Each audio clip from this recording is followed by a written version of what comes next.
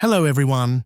In this video, I'll show you how to extract an email address from a text string in Excel, even when the text uses different delimiters. Let's look at the example in cell B2. The given text is mixed with space characters, commas, hyphens, and so on. Our goal is to extract only the email address sd_motion@gmail.com from this text. We'll use a powerful Excel formula to do this.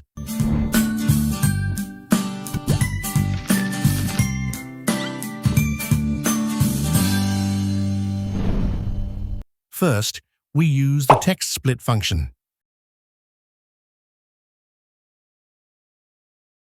This function splits the text in cell B2 into separate pieces, or chunks, wherever it finds a space, a comma, or a hyphen.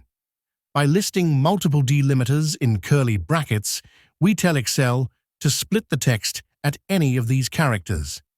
The result is an array of words and phrases from the original text, making it easier to find the email address. Next, we use the find and is functions together. Here, the find function looks for the @ symbol in each chunk of text. If it finds the @ it returns a false. If not, it returns an error that means false, because his checks if there's an error. If there is an error, meaning @ wasn't found, it returns true. If there's no error, meaning @ was found, it returns false. But we want to keep only the chunks that contain an @. So we deduct the formula from number 1. This flips the true and false values in numbers. Now, chunks with an @ become 1, and those without become 0. Now, we use the filter function. This function takes the array of text chunks and keeps only those where the condition is 1, that is, only the chunks that contain an @ symbol. In our example, this will return just the email address. Finally, we wrap everything in one single formula, the let function.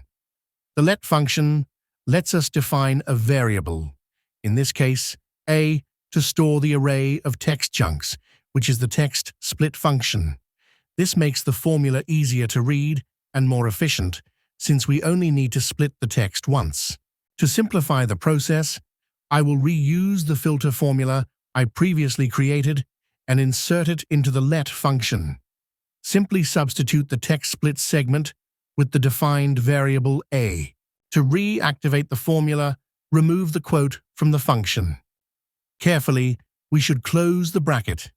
If you need to learn more about the let function, please check my previous videos on the let function basic to pro level. In summary, we split the text into chunks using multiple delimiters, checked each chunk for the @ symbol, and filtered out everything except the email address. This method is flexible and works even if the text uses different separators. If you found this tutorial helpful, don't forget to like, subscribe, and leave a comment below. Thank you for watching, and I will see you with another exciting video tutorial.